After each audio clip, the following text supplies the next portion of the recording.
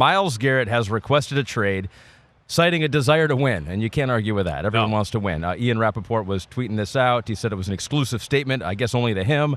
He goes, as a kid dreaming of the NFL, all I focused on was the ultimate goal of winning a Super Bowl, and he goes on and on.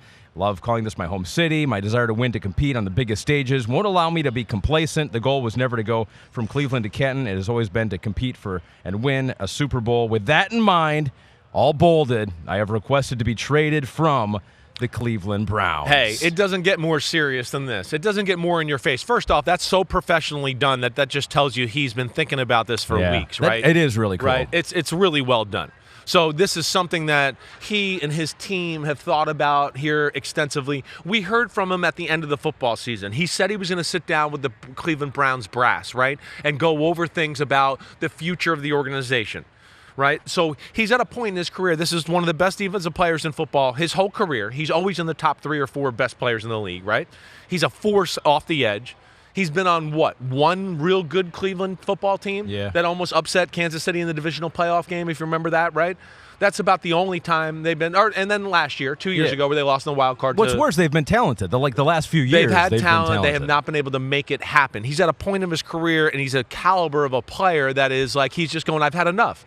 And when he says he's going to sit down and meet with the brass and the decision makers, what are they going to say right now? Oh, we're going to win the Super Bowl in the next 2 years. We're just not sure who our quarterback is? Yeah. Oh, we're going to make all these improvements, yet oh, that's right. We got to pay Deshaun Watson $45 million each in the next 2 years, even if he's not on our team, right? How can that even go over to where you can go, oh, yeah, that makes sense, let alone they traded Amari Cooper. They got some other guys where it looks like they're about to flip over the roster and try to go young, right, in that capacity to where that makes probably you think, the right call. It's the right call, exactly right. It's the right call, just not for him. Yeah. And, yes, so that when he hears that stuff, he's going, hey, I like it here. I like you guys. You got a plan. I like the plan. But I don't want to be here for it. Like, it's going to take 3 years, 4 years for this plan to kind of come to fruition here. And I think that's where he just said, you know what, it's time for me to move on, and we'll see where it goes. But Monday, that statement, the way it was written, and then Monday of the Super Bowl, where now the week gets kicked off with 2 days of Myles Garrett talk. That's a smart thing to do. It's a smart thing to do. It totally puts the pressure on the Browns, and it almost makes it like we want out, and there's no coming back, right? And I think that's the move he's made, and good for him. So, which teams should be pursuing this most aggressively? I mean, that's other than my Detroit Lions. Well, it's a tough thing to hit on right here, right off the bat. I mean, because everyone would like a Myles Garrett. There's no team that's not going to want a Myles Garrett, except for maybe like the Eagles, who are like, well, we're kind of good on the edge or whatever. But everybody's going to want a Myles Garrett. It's going to be a little bit, and where it gets hard to match teams with them right now is just to see what teams are going to do when the league year ends. Are we going to get a feel for, they're going to resign this DN, they're going to let this guy walk, they're going to let somebody else walk that's going to free up money. Of course, Myles Garrett's making pretty good money, but not huge money for the position. I mean, he's making like $9-10 million less than Nick Bosa a year, which is a steal, right? Just turned 29 in December. Still got good football, stays in shape, right? Has not had too many bad injuries to where you worry about, right? So, again, like, there's no team I look at that's going to go, oh, wow, yeah, we don't want them.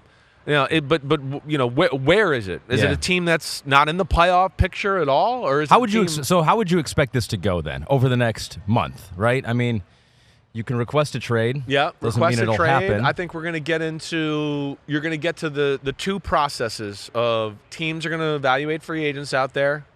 Teams are going to start to get a feel for the draft a little bit. The new league year will start, and we'll start to get a feel, I think, for the teams when we're kind of in Indy for the Combine. Around then, all of a sudden, I think we'll start to hear a handful of teams that are very interested. Yeah. And then, they like them, but they might have to make a few moves on their team to free up money or a space or whatever else and figure that type of stuff out. That'll probably whittle away a few more teams in the conversation. And it'll also be, we'll hear probably later on today already what the Browns would seek in a trade, I mean, right? What are they looking? What are they looking for? I would think right? two first rounders for Myles Garrett. That right off the top of my head, I would think that yes, 2 firsts, and I don't know how much more after that because one of his money and then also he might be getting at a point here where he asks for more money soon. So Yeah. that can make things a little more difficult in the situation. But, again, I don't think there's a team out there that's not going to look at him and go, damn, he could help out our football team. And I There's know a we're team just- like Washington. Well, that's what I'm saying. Right? So which teams Dan would Quinn, help out the most? Washington. He's looking for a pass rusher. Atlanta. He's all about that. Right. Yeah. The Bills, of Bills. course. I mean, the Bills,